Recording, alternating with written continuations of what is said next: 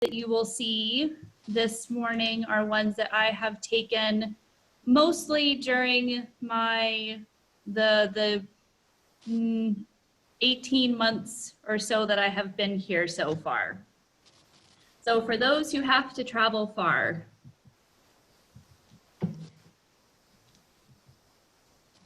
if you could see the journey whole, you might never undertake it.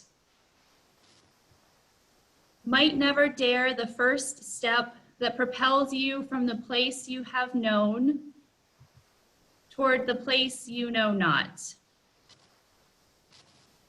Call it one of the mercies of the road, that we see it only by stages as it opens before us. As it comes into our keeping step by single step. There is nothing for it but to go, and by our going, take the vows the pilgrim takes. To be faithful to the next step, to rely on more than the map. To heed the signposts of intuition and dream.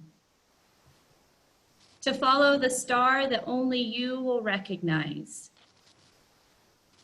To keep an open eye for the wonders that attend the path.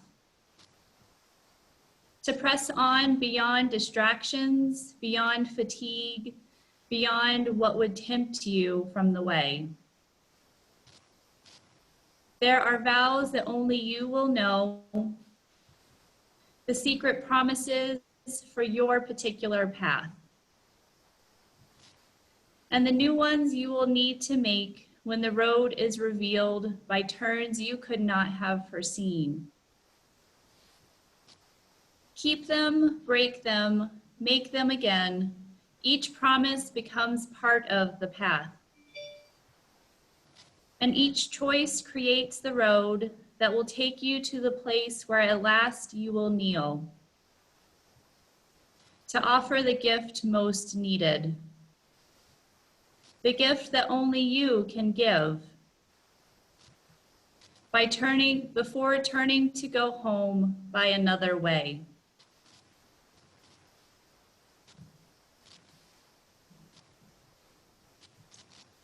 So this poem is one that very much has jumped out to me just because of the focus on the journey. And throughout my life, the journey has always been incredibly important to me. And in many ways, by coming here, I have continued following the journey. And I haven't always known where it's going to take me. Like I said a few minutes ago, I had just settled into a brand new job at Camp Sotara that I thought I could be at for a while. And then just through a simple conversation with my housemate at the time about things that I was passionate about, Nigeria came back up for me again. I had first traveled here in 2009, and then as part of that conversation with her, I was able to come again in 2018 and came for a work camp in the Northeast in a village called Michika, which is one that has been devastated by Boko Haram. And so we were working to rebuild one of the large congregations there, one of the large buildings. And it was on that trip that God very much said, something's up. And I came back with a passion, my passion renewed and rekindled for the people of Nigeria, and knew that something was going to happen. I just didn't know what. But I started asking a lot of questions, both of myself and of God, and talking to mentors and close friends. And then the next thing I know is I'm talking to the seminary, to Bethany, because they had just built a technology center here. And so we said, hey, maybe there's a way to connect with the seminary and come here and do some work. I didn't know. And so I emailed President Jeff Carter, because why not just go directly to the top? and said, what's going on there these days? Is there some way that I can connect and plug in? And his response was, it sounded as though something I was discerning was similar to something that they were discerning. And then the next conversation with some others at the seminary had them saying, have you ever thought about seminary? To which I just laughed, because I have many aunts and uncles who have attended not just seminary, but Bethany. And it was always something that I said, no, that's not for me. And as it turns out, it was for me. And so after several months of conversations and emails and a lot of tears, I turned in my resignation letter at camp and started making plans to move here for an undisclosed period of time. I don't know how long I'll be here. I do know at some point I will have to come back and to fulfill a residential part of my Master of Divinity degree that has to take place at the seminary, which I'm not terribly happy about, because I tried to tell them, well, this is like part of the campus, right? Like the technology center here is a classroom, so that should count, right? But they haven't accepted that thought process yet, but I'm still working on it. And so then I moved here I came in March of 2019. It was supposed to be January, but unfortunately my mom was diagnosed with breast cancer. And so I needed and wanted to stay back longer to walk with her through her surgery and some of the recovery afterwards. And then as time went and as conversations went, Mom said, it's okay, like we're okay here. And we all kind of felt that I was in a good place to come. And so back with the poem, thinking about the things that haven't been revealed yet, the changes in the road that we don't know are coming. Unfortunately, after arriving in March, my mom passed away in April, which is still difficult, but she is in a better place. There's peace in knowing that she's no longer in pain, but also, sorry, I always think I'll get through this and then I don't. But one of the incredible things about being here in Nigeria, specifically in Jos, even more specifically in the Boulder Hill compound, is that my mom lived here when she was a teacher here back in the late 70s and early 80s. And so I find a lot of comfort in being here in the place where she had a lot of, I think, happy years. She was here teaching music, and this is where she and my dad met. So to me, that was a God thing to say, yes, this is coming. You don't know it, but I know it, and this is where you need to be. So that was really a difficult time, but an incredible time. And because Mom was in this compound, it's all that more special to me. And I actually was able to work with the leadership who oversees the compound and was able to plant a small memory garden for her. And so every day as I'm walking in and out from my house, I walk past it and I just say, hi, Mom, or go and have conversations with her. So that's been really special, even though it was very unexpected.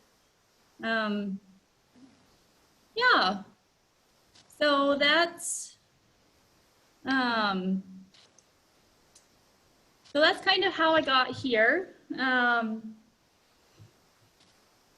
I don't know, does anybody have any questions so far? I'm really very open to answering anything, and you can either unmute yourself and ask, or feel free to type in the chat box.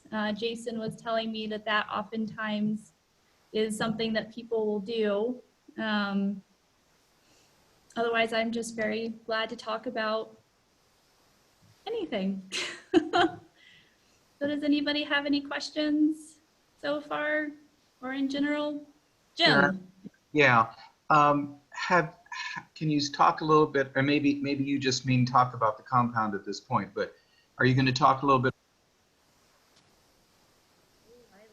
Is Joss is a good ways away? Are you able to Sorry, I hear? lost your sound for part of that. Okay. Are you going to talk about any travels you might have made beyond Joss to go out to where the bulk of the mission stations from the original mission stations were? Sure. So for the most part, I have been here in Joss for the majority of the time. I'm really sorry. Hold on one second.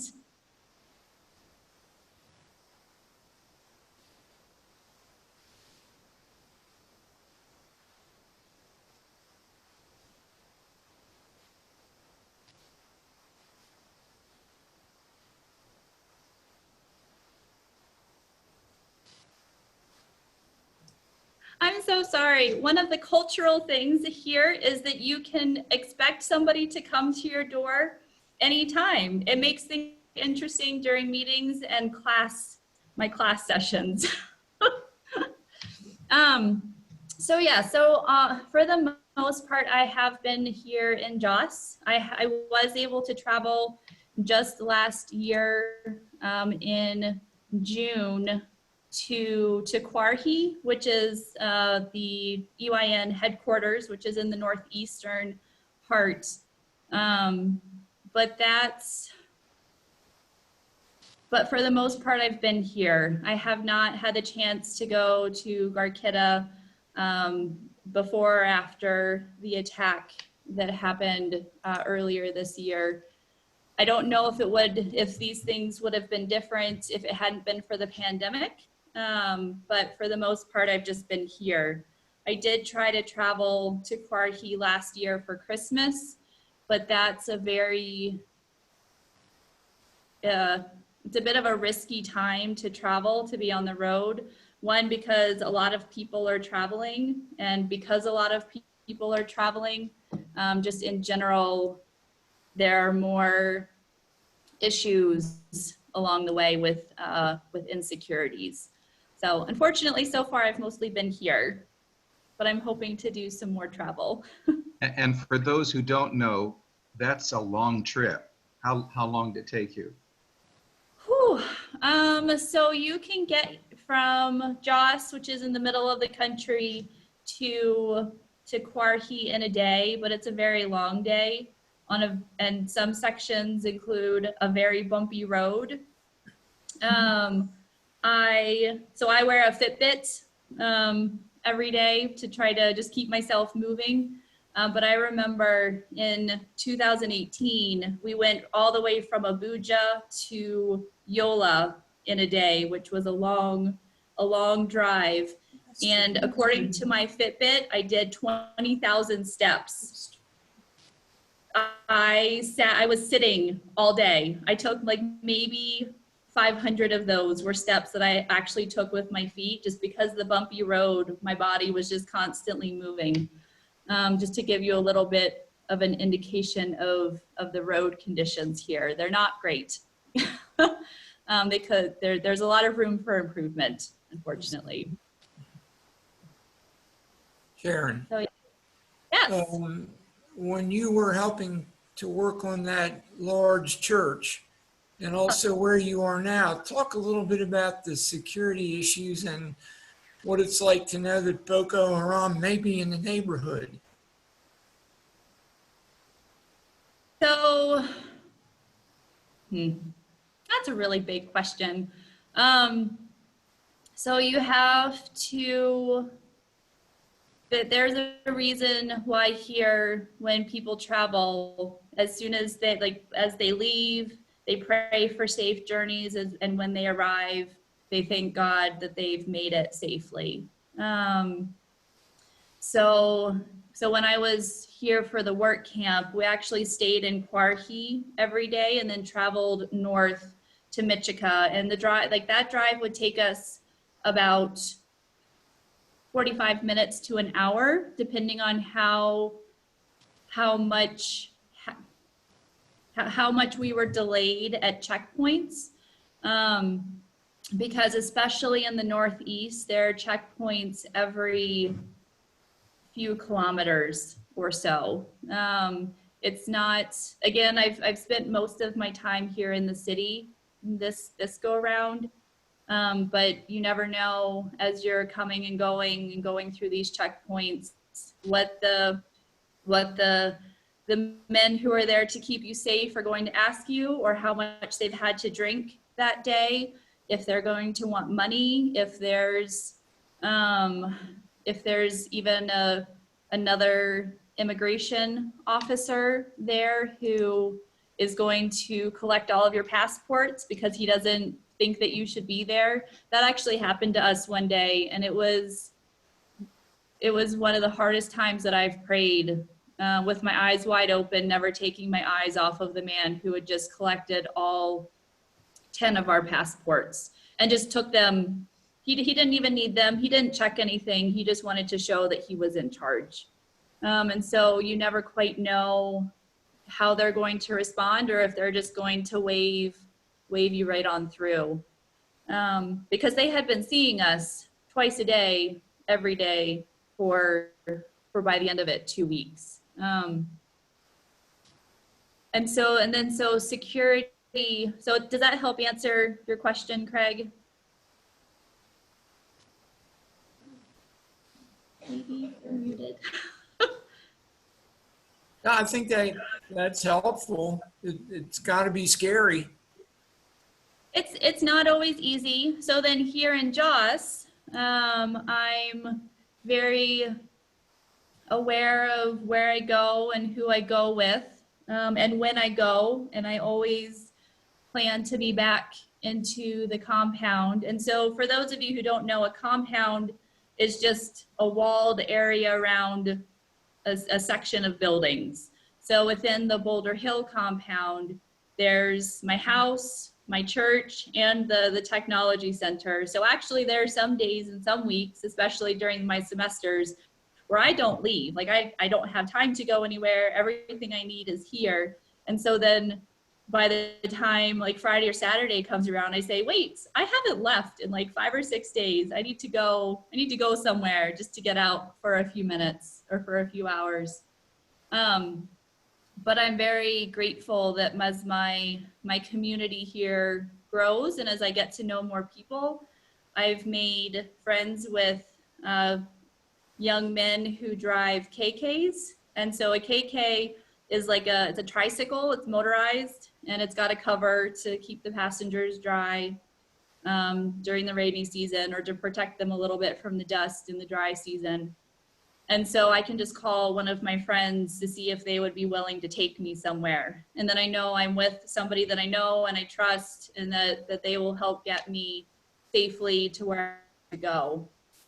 As I'm coming and going, maybe to the market or to some different shops, oftentimes I'll trek there, which then I can kind of control who I'm around and paying attention to those things. And for the most part, that's okay. There have been times, especially as you all know, this year has been a year in many ways. And so earlier this year, January, February, we were actually having a lot of issues with KK drivers, both being the ones to create insecurities within themselves. And so they would be looking to pick up a passenger, and then they would pick up one of their friends, and then they might rob the person who is driving the KK. And so it's always a matter of just being very vigilant and very aware of your surroundings and knowing what's happening, and talking to those, both for me to talk to those in the compound, and we do have security at our gate. And so to talk to them, to know what is happening both in my part of town or in the greater of Joss, to know if there's something that might be going on where it's not okay for me to leave, that I should just stay home no matter what it is that's happening. I don't want to say that it's something you ever get used to, but you do learn how to adjust, because nobody should have to get used to this, like, because it's not okay. And yeah, so it's just a matter of just being very, very aware. You mentioned that There's a couple questions in the chat. you mentioned the technology center. What happens at the technology center? Yes. So Bethany worked with EYN to build this technology center. It is, it's a building. It has 2 classrooms, and so it has the capability for us to Zoom into the classroom at Bethany, there in Richmond. And so what we have been doing in terms of the seminary part, so this technology center is now owned and operated by EYN. And so anything that their management decides that they want to use it for is very possible. But one of those things is what the seminary is doing. And so one of my jobs is to recruit students here. And so far, let's see here. Since last August, we have, I think we have about 15 students in the program. We have a handful who have started for each semester for the last year and a half. And so, yeah, so it's another opportunity for people to, instead of having to travel from Joss to Abuja or Joss to Lagos or Joss to Richmond, Indiana, or many other places, it allows for meetings like this to take place and for classes to happen as well.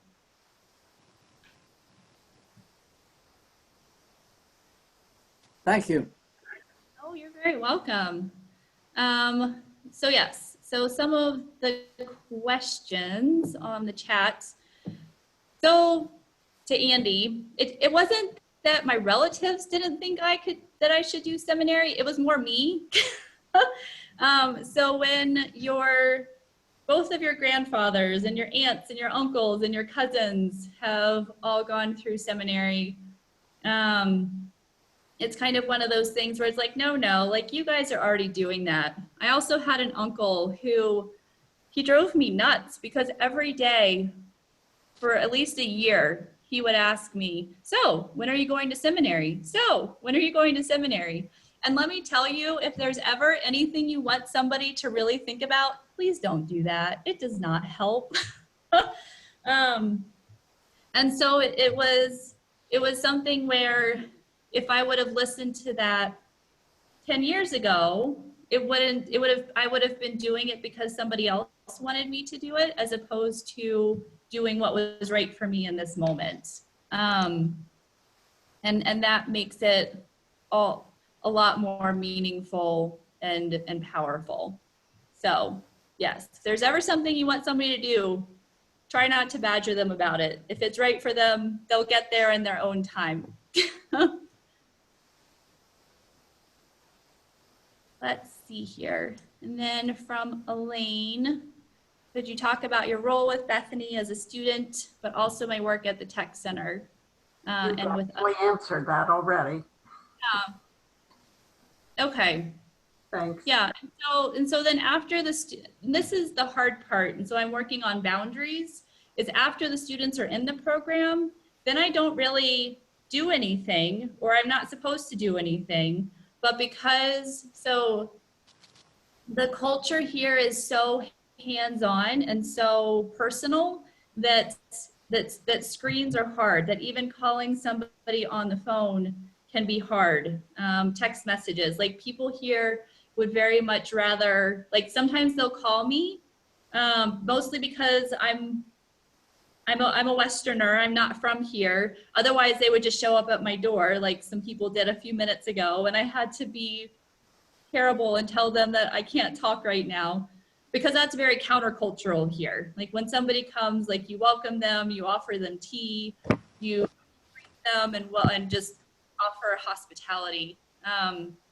But yeah, but so my role here is incredibly important, just because if there wasn't somebody here that students could talk to face, I don't know that this program would work. It would be much more difficult, just because of the high value of face-to-face time. Like I'll have somebody call me or text me to say, hey, can I come and see you today at 10? And I'll say, of course, no problem. And then the questions they ask me are ones that they could have just asked me over the phone. But it's the value and the importance of that face time.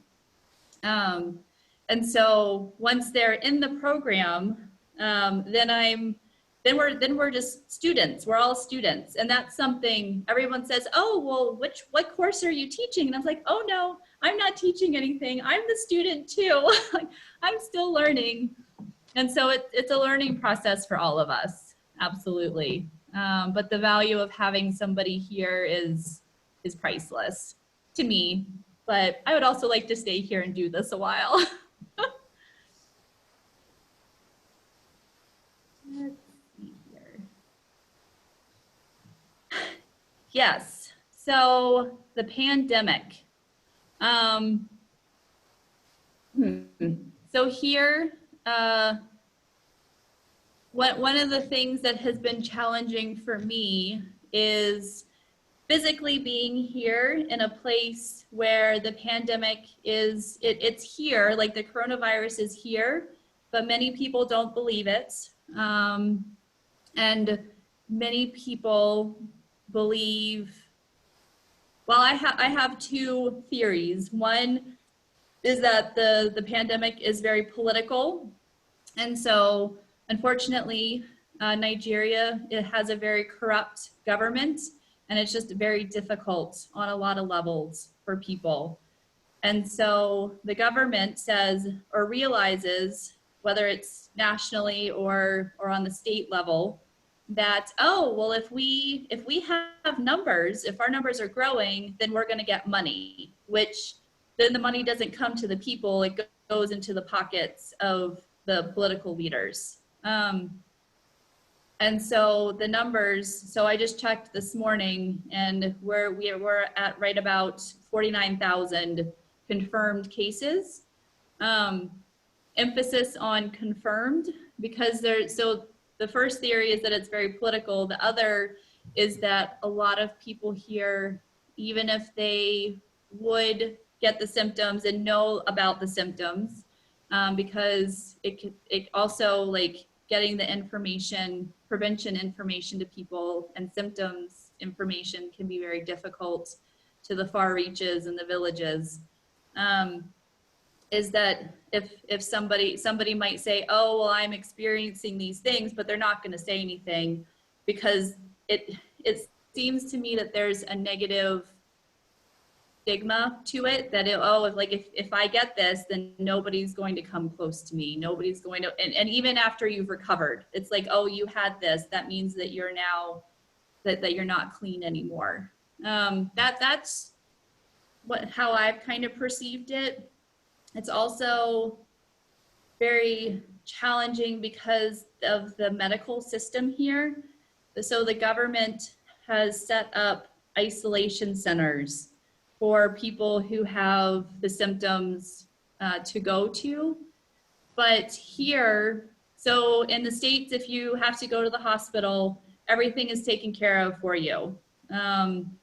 Everything down to like the last ibuprofen that you might need has to be administered by the medical staff and recorded.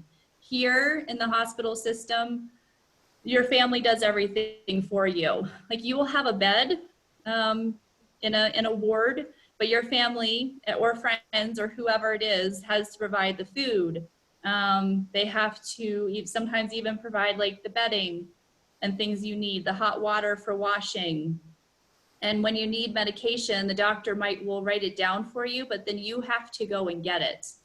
And so it doesn't make sense to me how you can have these isolation centers in a system where you need people around you to take care of you. And so many people don't want to go to these centers.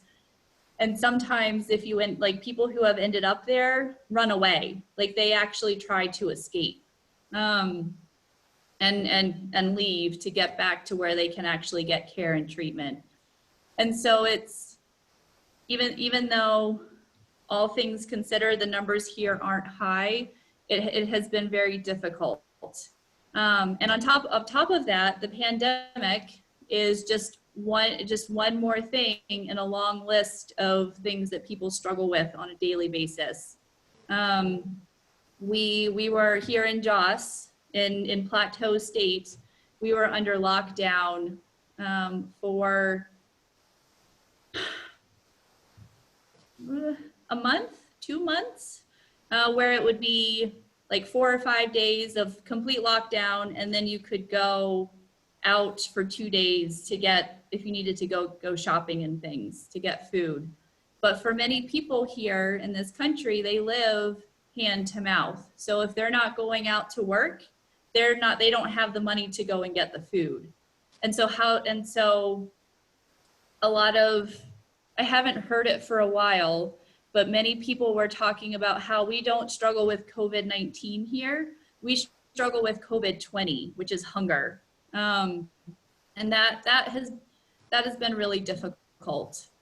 Just not knowing like how to help, because there will be people who will try to help and will donate hundreds of thousands, maybe even millions of Naira, but it's not given to the right person, and then that person just pockets it. And somebody, one of my friends recently was explaining to me that if somebody donated, let's say 100,000 Naira to buy food for a community, well, I'm not going to be the one to do that. So I'm going to find somebody else to do it. Say I'm going to have Craig do it. Well, then I'm going to give Craig maybe 70,000 Naira, because I'm going to keep some of it for myself, because I was involved, like I was part of the process.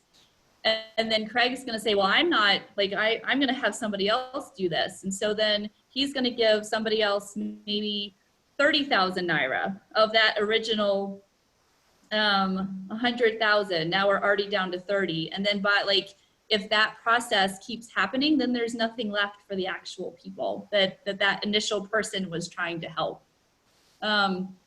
It just makes your head spin sometimes. And it's very difficult. But for me, since the beginning, the pandemic has been very real. My housemate, Judy, she was here doing Brethren volunteer service. She is in her 70s. And so that was a concern in the beginning, just because of her age. And so she woke up one morning to a message from her supervisor saying, you need to leave. And then within a matter of 5 hours, she was packed up and in a car on her way to Abuja for a flight out the next morning. And then that was on a Friday, the end of March, and by the following Monday, airports were closed. Like international flights weren't happening anymore. And in the States, my dad, brother, and sister-in-law all live in Virginia, and my brother and sister-in-law work at Whole Foods, and so they've been considered essential this whole time.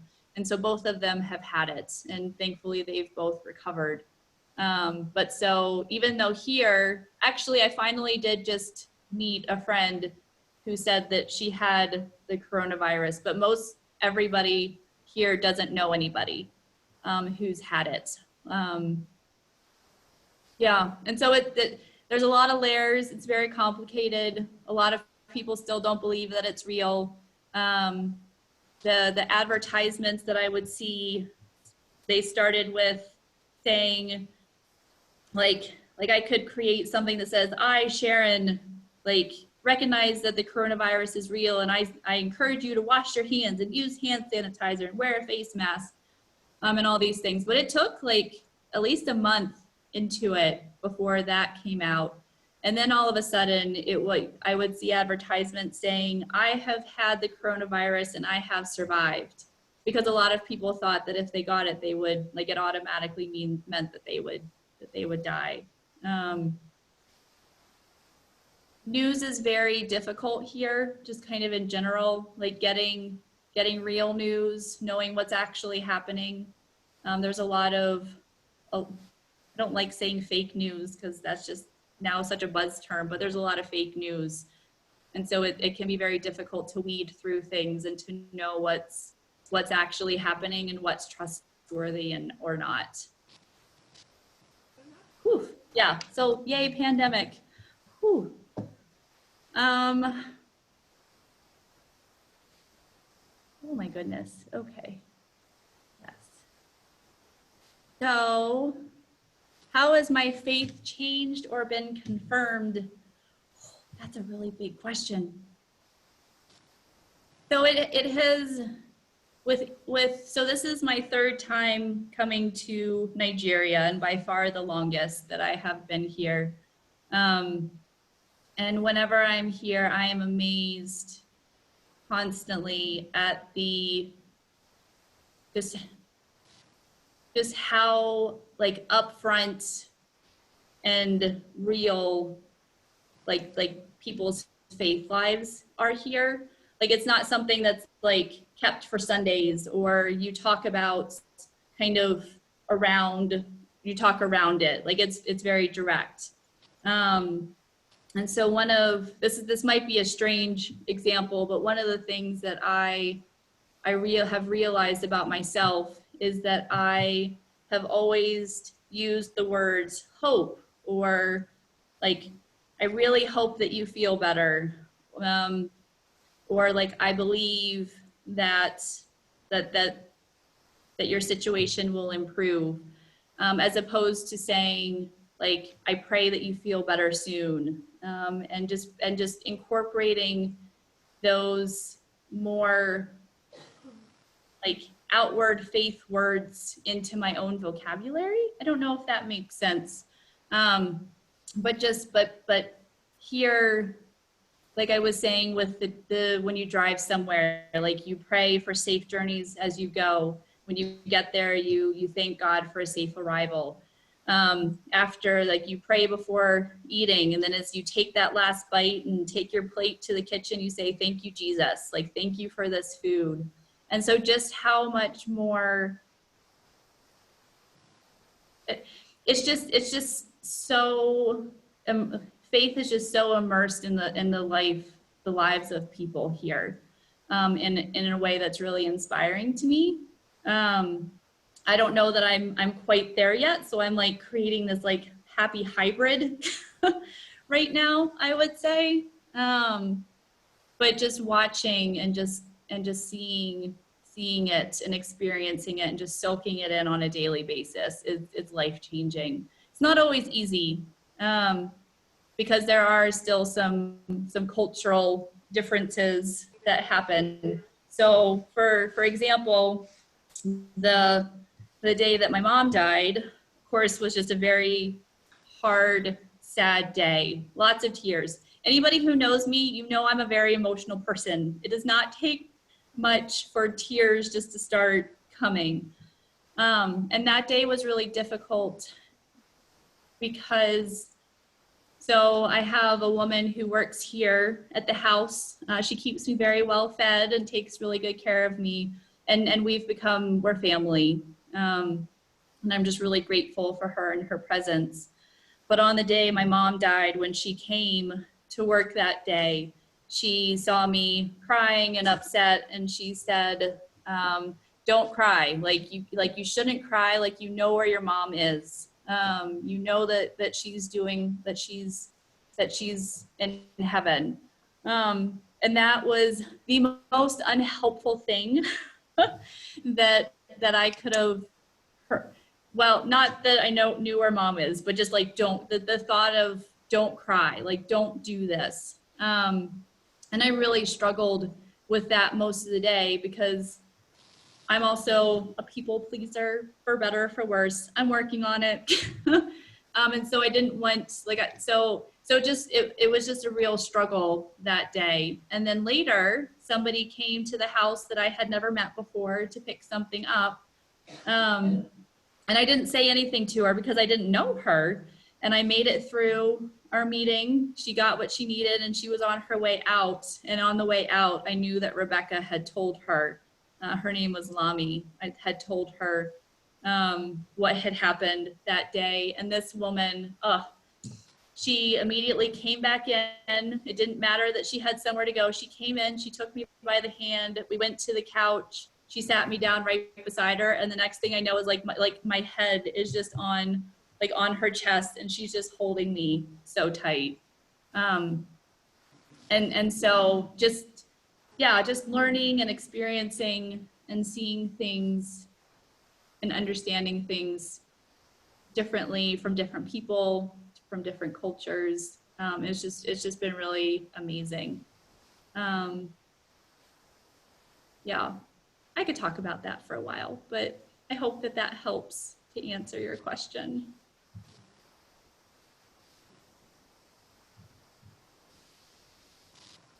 Are you getting any credit courses from Bethany? Me? Yes.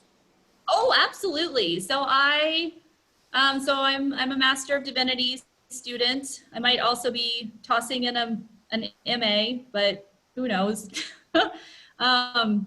And so, yeah, so I've been taking 3 or 4 classes every semester. And I was trying to think about this. I think this fall will be my 4th semester.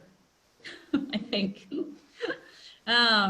So I'm working my way through the program. This year I'll be doing my ministry formation experience, and I will be doing that at a ministry here in Joss with my friend Jocelyn, who I've met. She's from Canada, but she has a widows ministry here called Threads and Light, and so this ministry teaches women how to become tailors and give them a skill to take care of themselves and their children. And they make beautiful things, so I'm really excited to get to know them in this coming year and to get to know that ministry more in the coming months. Do you have library facilities there, or must it be all on the internet? So there are libraries. I have not spent much time in them. I haven't spent much time in them. Most of the books that I need for my classes, I'm able to get on my Kindle, and my professors all know that I am here. And so they've been very helpful in choosing books as much as they're able to, that I can access on my Kindle, with the exception of Church of the Brethren history. My poor professor Denise scanned everything from the history books so that I would have access to them. Bless her heart. And luckily I took that class last fall, because if I would have been taking it this spring, I wouldn't have been able to complete it, because she wouldn't have been able to have access to the books or be able to scan them to me. But we make it work. With our Nigerian students, we've talked about, we've tried to find ways to ship books, but it's very complicated, and it is not an easy task. And so we've been trying to come up with some creative ways to help everyone get the resources that they need, myself included. Thank you. Of course. Ooh. Oh, so I just got the question, has your diet changed while in Nigeria? Yes, but at the same time, no, because I still have access to cheese, and that makes me really happy. But I eat really, really well. So I eat a lot of rice, a lot of pasta. So we have something called tuo, which it looks like mashed potatoes, but it's not. So it's made out of corn flour or rice flour or just rice. So it's made out of different things. So there's tuo shinkafa, which is rice tuo, and then others. And you eat that with what they call soup, which is not what we know as soup.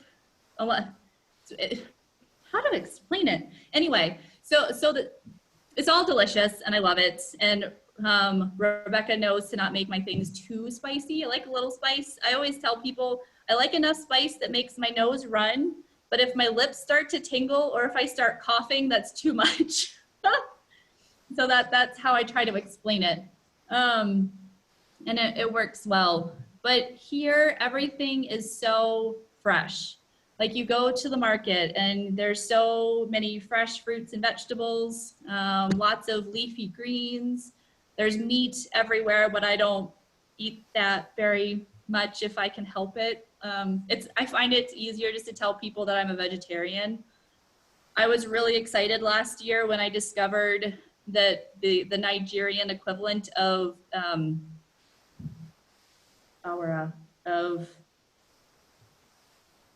tofu. It's called tofu in the States. So here it's called awara.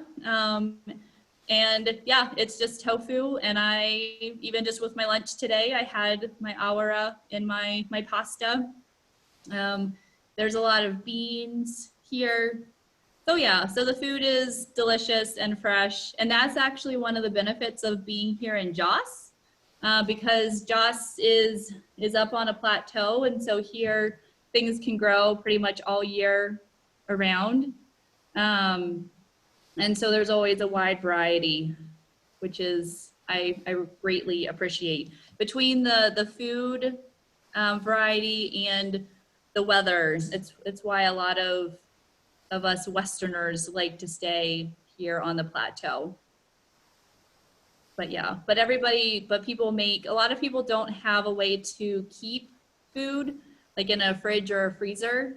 I would say the average family does not have that. And so what people do is they'll make a big pot of rice, of jollof rice or of soup, and they'll keep it on the stove. And as long as you heat it at least once a day, like it can just stay there until it's finished. Like you don't have to put it away. And so it's been interesting and good to learn all of those things.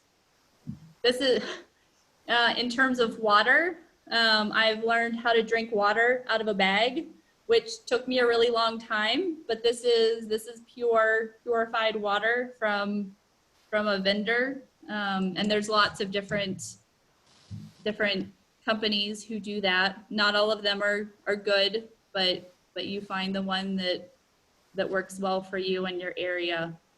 The first time somebody handed me one of these bags of water, I just held it in my hand because I had no idea, like, how do you drink a bag of water? And so now I know that you just tear the corner with your teeth and you just drink it, and it's a good time. So there's clean water for drinking, which is also important and good. But yes, I really like the food. I can even get pizza here, which is also really exciting and slightly dangerous. It's a good thing it's really expensive because otherwise I would just go and do that all the time. I love pizza. Oh, I can't help it. Sharon, our time is unfortunately winding down, but there's a very interesting question from Jim Beckwith. Would you address that one, please? From June? Carolyn and Jim Beckwith. From your perspective, what is a good response for us to make when someone contacts us with a request for money because they simply can't find a job there? So apparently that's happened. Yes. So I would start with the church.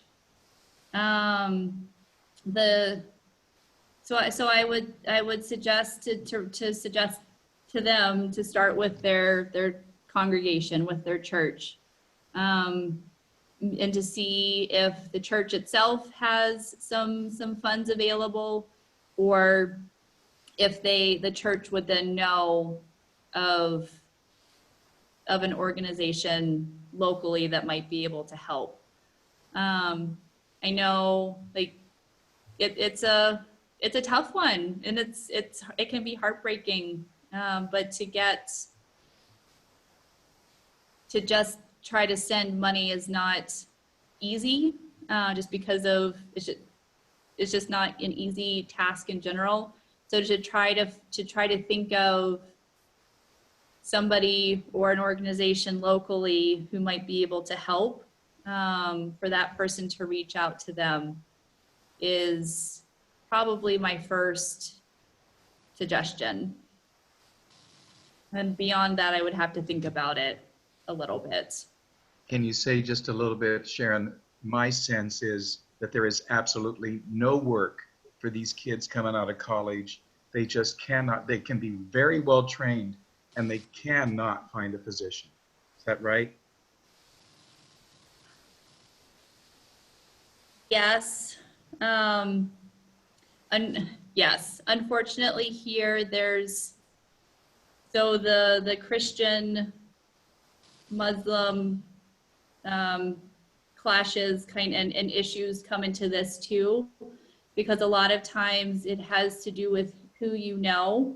And so right now it's a lot of, depending on where you are, there's like the government right now is very much controlled by the Islamic community, with the president and other things.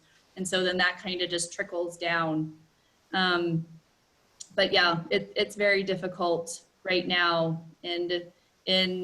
So Nigeria has a population of roughly 200, I think more than 200 million people, in a country the size of Texas. And so just the sheer number of people makes this very difficult to find to find jobs, or to even find good jobs when possible. And right now it's even more difficult because schools aren't open. So there's a lot of youth. So youth here refers to people even all the way up to the age of 40. So there's a lot of youth who just don't have anything to do. And so now and that's really, it correlates with how like kidnappings and thievings and things are on the rise, because people don't have the means to take care of themselves. So they're reaching into anything that they can. But it's very difficult. Yeah. And so for me, like I do as much as I can to try to support local businesses, like my friends here at the church. Like when I see people, I don't even try to like bargain, or I even like give them a little bit of extra, just because it goes that much farther. But it's really hard. I don't have a good answer for that. We have barely a minute left. There's one other question.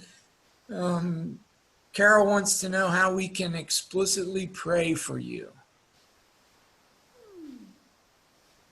I